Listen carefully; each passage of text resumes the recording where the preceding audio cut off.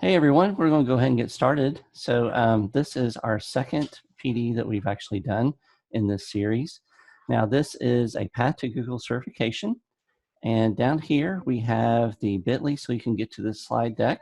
And it's really important that you have this bit.ly so that you can do some of the activities that we actually want you to do to practice with what we're training you on. I'm going to go through here and I will be admitting people. So if I'm looking over here, I'm checking to make sure that everybody's getting admitted. So that's all good. So here we go. We'll go ahead and dig in. So Kelly did a session yesterday, and the session was on Chrome, and then she also did Drive. So today I'm going to actually do Docs. And let me get out of this just a little bit here. And let's see, we got more people in the waiting room. So here we go. We'll add all those people in. So this is actually going to be two sessions. I'm going to do the next session on docs. We've broken it up into two because we're trying to keep these at about 30 minutes each. And next week, we'll do the second part of docs, and we'll also do a few more things to get you on that path to do Google certification. Now, you do not have to do Google certification.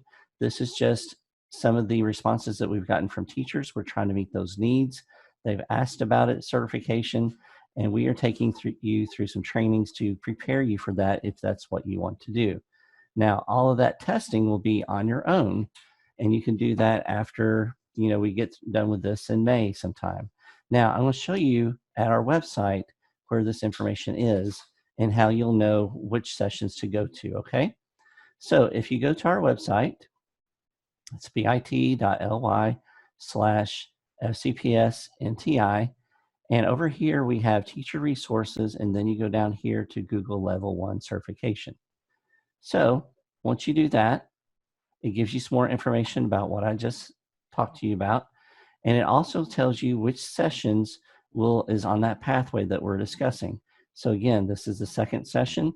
The next week on the 27th, we'll have the next doc session and so on. We have other sessions here for you to look at and to train.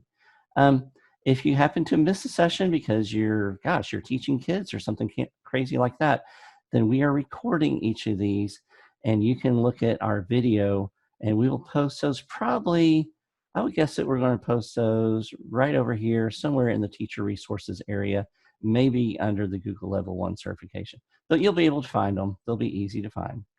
Okay, so let's dig in a little bit. I want to go back here, and this is going to be my agenda that I'm looking at today. And I'm also going to be going back and forth to some other things that I brought in to help us learn about Docs. So Docs is just the Google equivalent of Microsoft Word.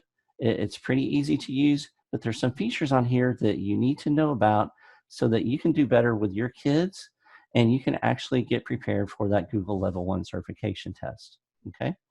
So I'm going to start with my drive. I'm going to drag my drive over here. And it's really easy to start up a doc, and you probably won't be able to follow this, one-on-one as we're doing it together, which I really hate because you have to listen to me and look at me. You really probably can't go to your other screen. Maybe you can if you have multiple screens, but that's okay. So to create a doc, you just go to New, and you go to Google Docs, just like that. Okay, so I'm just going to kind of drag you around here and show you the interface and how things work. It is similar to other Google products, so I'm going to title this one. I'm going to title it Google Cert Demo. And I'm actually going to use another doc that I have for some other things that I want to do. But I just want to show you how this works. So I'm not going to point out all the features in our toolbar here, but I want to make sure that you see some that are really important to doing something differently in your classroom and getting ready for certification. Okay, I'll try not to say that too many times. So here at File, you can always make a copy. Okay, so you can make a copy of whatever you're looking at. You can download this. This downloads as a Microsoft Word document or any of these other choices that you may want. Okay, we have some other features that we'll come back to in just a minute, but I want to go down here to Page Setup. Okay, so Page Setup, I can set this up as a landscape document. I can also change the margins if I want to. I can also change the background color. So when I do that, I can change this maybe to a light blue color, and then I can type on that document as much as I want. Now, in our next session, we're going to talk about hyperdocs, and coloring the document and coloring tables inside of that document are going to be really useful. Okay, so I'll go back here. I'm going to change it back to white. Otherwise, somebody may say, why is that blue? And then they may have missed that part. So some other things, you can star this document, and remember in your Google Drive to see starred files or folders, you can go right here to starred, and you'll see all those that are starred. Now I have a lot of them that probably needs like 2 or 3 stars, but Google doesn't let me do that. But that's where they live, or that's where you can find them easily. They actually live here back in your My Drive, but you can find them easily by looking at starred. Okay, so let's go back to our demo. Now, right here, this is also really important. I don't know exactly where this document is in my folders yet. I really do. It's in Google Drive just by itself. But if I want to move it to another folder, I can go right here to move it. And that's really important to do because you want to keep these organized because it's going to drive you crazy trying to find these if they're not organized. So I can put this one inside Google PD Trainings, and then I can click this arrow right here, and I can choose which folder inside that I want to put this in. And right now, I'm just going to put it, let's see, maybe right here in this Google 101 folder. So I just click right there, and then I'll click Move. And it says, I want to permission it out because everybody who can see that folder can now see this document. I'm like, yes, that's fine. That's totally okay. Now let's go over a few other things that we have here to show you. So it shows you the moving the file. So has been moved. I'm going to dismiss that message. That's fine. Let's talk about inserting images. Okay. So over here is insert. You're going to be using that a lot. Inserting images is just so easy with Google Docs. Okay. When I do that, I can upload from the computer. I can search the web. I can go to Google Drive. If I have Google Photos, I can use that. If I want to add something by URL, I can do that as well. Now, the other thing is I can use my camera, and this is great for the kids. If they are using their camera, I would click on it right now, but it's not going to work because Zoom has control of my camera. But what they do is they just click on that, and I'll click on it just to kind of show you what that looks like. It says no camera selected. That's because Zoom has control. But they will see a preview of their face or whatever their camera on their Chromebook is pointing to. So if you want them to take pictures of something, they could get that Chromebook and they can position it around and turn it so they could take pictures of it, and they could insert it into a doc or even a slide deck. And then once they're done, they just click this little image, and that's the camera, and then they would click insert.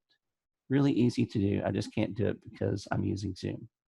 Now, let's talk about a few other things here. If I wanted to upload a picture from my computer, I could do that. I could find one on Drive. I can also search the web. So I think searching the web is really cool. It comes up over here, and you can search for whatever images you want. And the big topic around our house is puppies, because we have a daughter who is just wanting to have a puppy so badly. So I'm going to click on that one right there, that little puppy. That's a little cutie right there, and press insert. And it comes in very large for this actual image, and I can resize it by dragging around. I'm going to show you this in a different document where you can actually wrap the text and you can break the text too. So let's do the next one in my document that I'm going to be working with here. So I'm going to skip over to this one, just leave this one hanging. This is actually in your homework that you have, homework or getting ready for the test work, if you want to call it that, or just practice that we have set up for you. So if I wanted to add a picture here, I can go back and I'm going to find that puppy image again.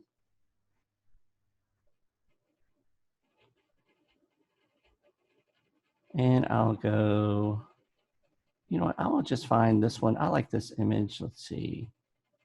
How about that image right there? That one is of me at In-N-Out Burger. I like that just fine. It was a little bit dark there that night, so it's kind of hard to see, but I'm going to resize this and make it really quite a bit more manageable. But I want to show you how this works. You can use this right here, and I'll click off so you can see it. And it's perfect because it says, know your kid. Well, this kid right here likes his In-N-Out burgers, which are pretty awesome. So I can click on that and then click wrap text, and then my text will actually go around it, and I can still resize the image, and it will still just go, aligned to the left and looking pretty good. Now I can also go right here where I can break the text, and I can move that around as much as I want. Okay. So it's a little bit different than our Word document experience, but you can probably get it to move to where you want it to be. Okay. But I'm going to put you all out of your misery. I'm going to delete that for you so you don't have to see that anymore. Another thing that I'm going to show you to do that I really like to do is I like to use by URL. And I want to show you what that looks like right here, right now. So hold on just a second. I have a couple more people to admit. Okay. And let's do a Google search for puppies. And I'm going to go to images here. And this may be something that you don't know. I don't know. Hopefully we're going to all learn this together. So all that is a cute one right there. I'm going to click on that puppy. And then if I do a right click on top of that puppy right there, it says, let's see, copy link address right there. So I'm going to copy that link right there, copy the link address. And then I'm going to go,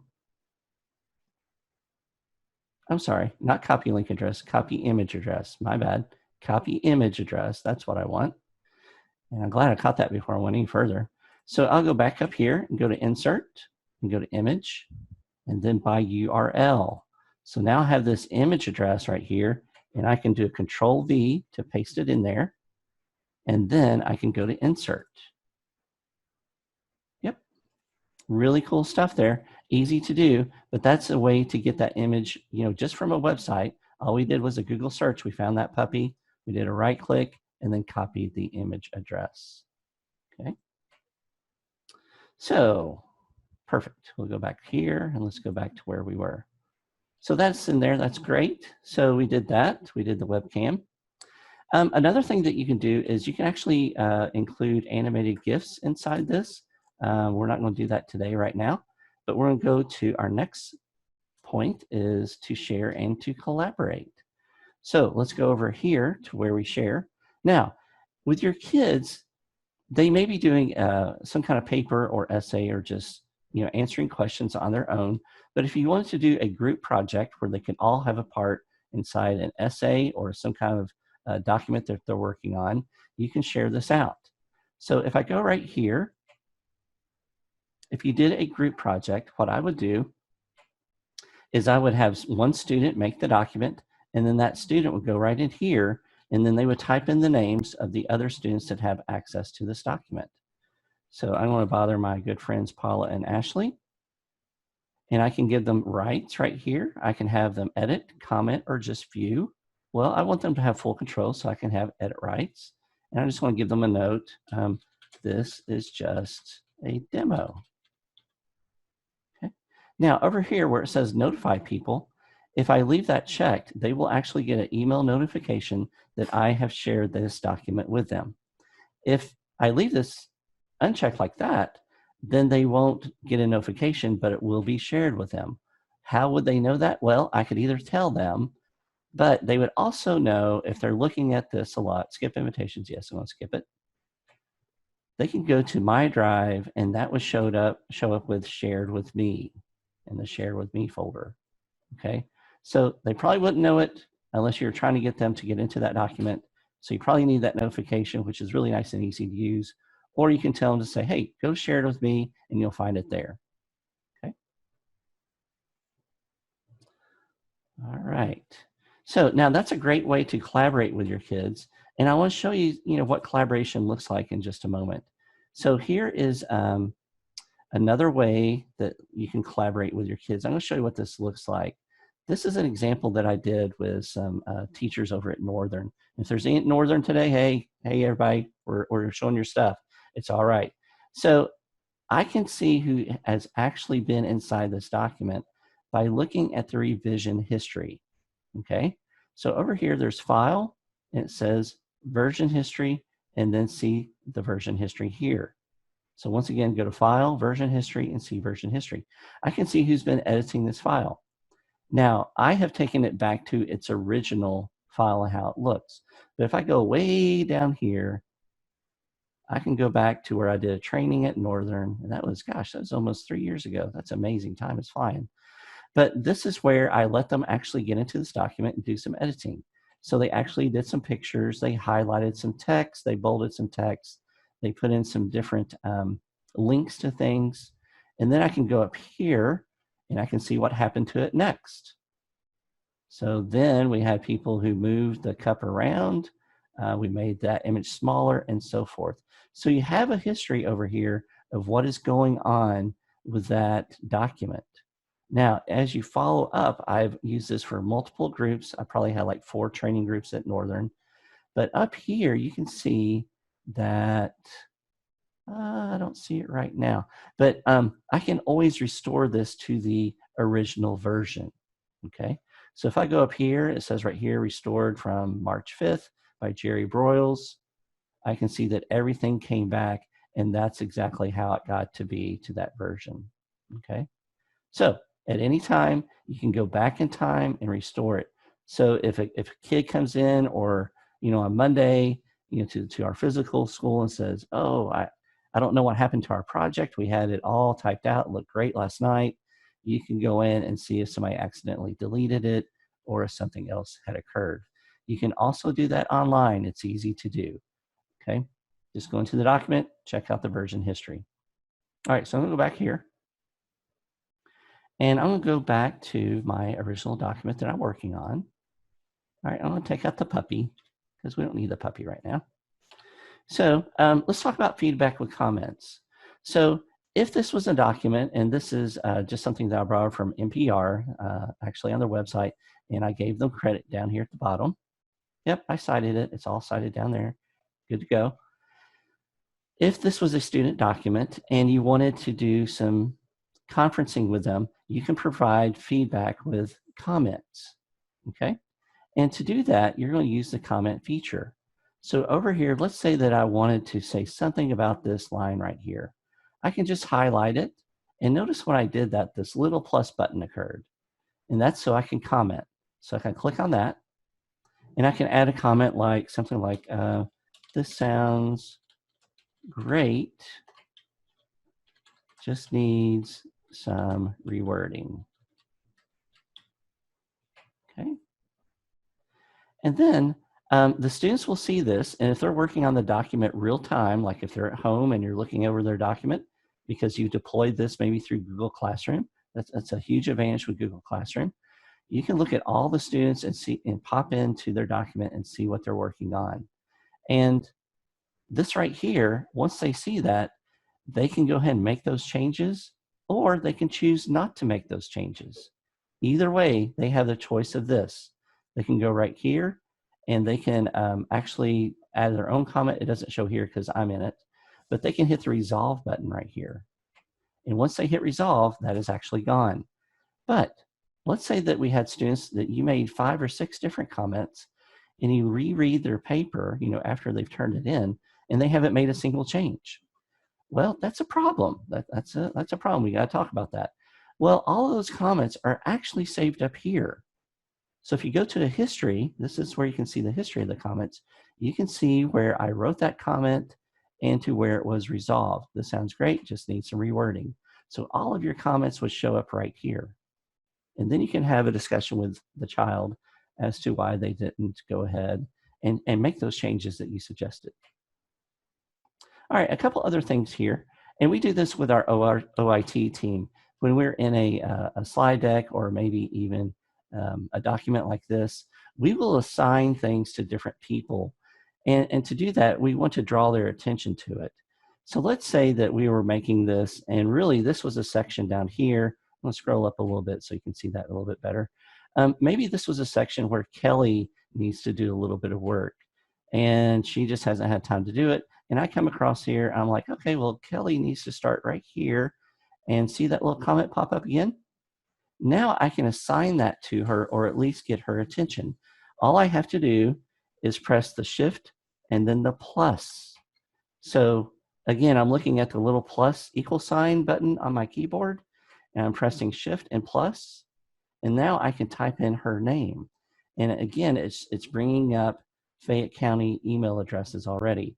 So I can type in Kelly Fisher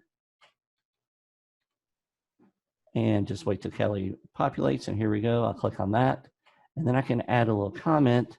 Let me know when you have completed your part in the new document.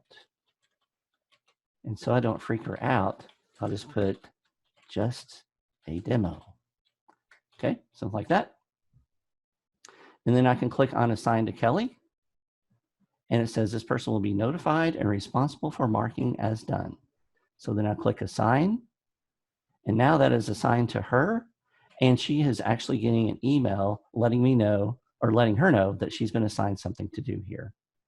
Okay, so that is how you tag a user in a comment. All right. Now, there's a couple other things you can do here with comments. And let's say that I found something like, I'll go back up here to MIT.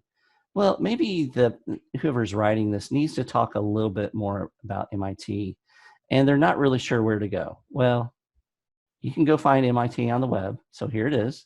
It's the Massachusetts Institute of Technology. And I'm going to take this address right here, which is a really short address. And I'm just going to do a Control-C, or I can, with my mouse, I can just do a copy of that. I'm going to go back to my document. And now if I want to link this to just a website, I can click comment here, and then I can just paste that in with a Control-V and then comment. And now there's a link to the comment. So a website link to the comment. Another thing that you can do, which they may ask you to do on the test, I'm not really sure. They may ask you to link this to something and send it through an email. So instead of doing it this way, if I wanted to see, let's say I'll make one more comment so it's not so confusing here. So I'll just put something like this. I'll make a comment and I'll say, get some advice on using laptops and Wi-Fi. I'll press the little comment button here. Now, also, you can click right here and you can get a link to this comment. So if you have somebody that is has editing rights to this document, okay, then you can go right here and go link to this comment. You can take this link right here and you can mail it out, email it, and then that person will actually go directly to this document and they'll go to that comment so they can look at it. It's a pretty neat feature if you forgot to do something else by like just actually tagging them. So maybe it was several people that you want to see this, and maybe it was like you're going to take that link to this comment and you're going to email it to your entire group so they can all work in this together and talk about how they have different advice on using laptops and Wi-Fi. Okay. Now, right now, and this is a little confusing, and I totally understand the confusion with it. My son, he goes to Furman University, and he has sent me different essays of his to look at, and he gives me the commenting rights as well. But there's also another way that you can share documents out, and I try to do a good job. You know, he's in college, so much smarter than me, but he gives it and he'll share it out with me. So I actually have editing rights, but I don't use those. What I will do is I will go right here, and there's a mode button. This is editing mode right here, and I can click on that, and I might type in a suggestion. So I could do a comment like this, you know, it would highlight the area that I'm talking about and then a suggestion. But if I want to do something else that's a little bit easier for him to look at, I can click right here for suggesting. And then I can go in here and type something. Maybe I'll do something right here. If you're one of the tens of millions of parents, and then I can say something like, and guardians,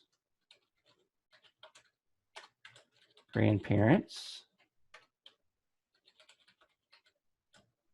and daycare workers, you know, whatever one I want to put in there.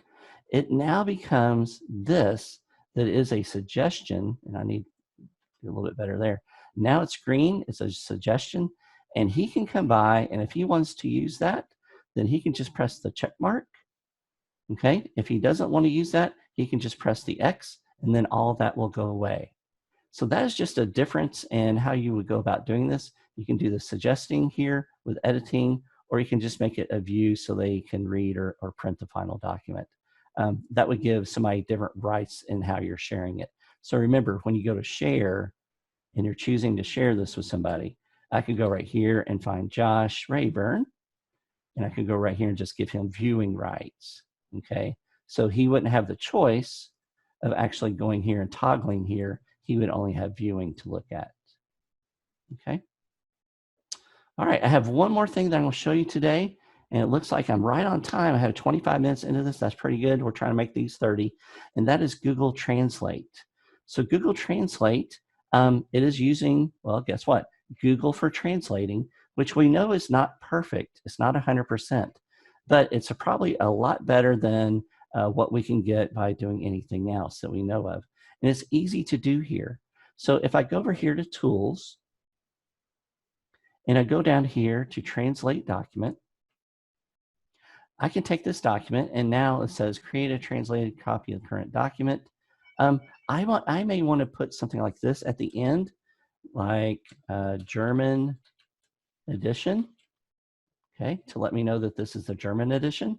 And then I'm going to go down here, and I'm going to select German, all kinds of languages. I want to look at Spanish real quick. Is there a difference in Spanish? Okay, sometimes there is, but there's not here. But I'm going to look at German and click on it, and then I'm going to click Translate. Now, what that does is it creates a whole new document for me. So I still have the English version over here, okay? The English version is right there. And then I have the German version right here. And that is, yeah, that's looking good. So now notice those comments did not carry over, okay? It just made a copy of all the text. And I'm not sure about the permissions, but we'll check it. Let's see if the permissions are the same.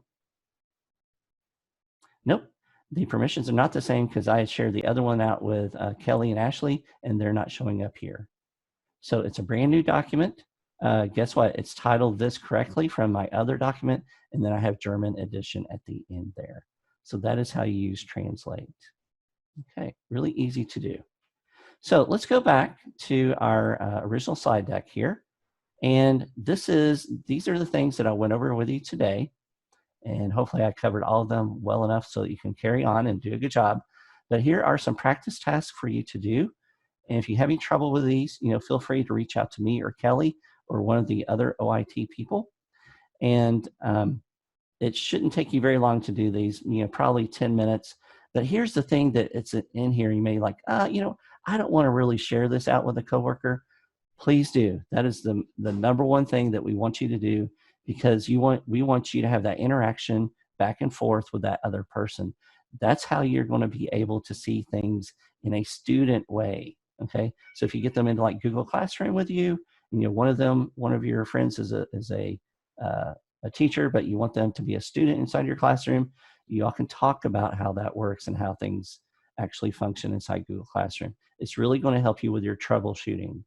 Troubleshooting is the hardest thing with Google Apps, okay? So anyway, here's your practice task. Hopefully, if you haven't already, you can go back and do the Chrome practice task and the Drive practice task. And this will be the last session for this week. We will start up with more sessions next week. I think we have 3 planned for you next week. So I'm going to go ahead and end it today. I'm going to end the recording. But if you had questions in the chat, I will go ahead and try to arrange to answer those best I can. And thank you guys for popping in today. Looks like we had about 47 people here today. So thanks a lot, and then I'll go to the chat room.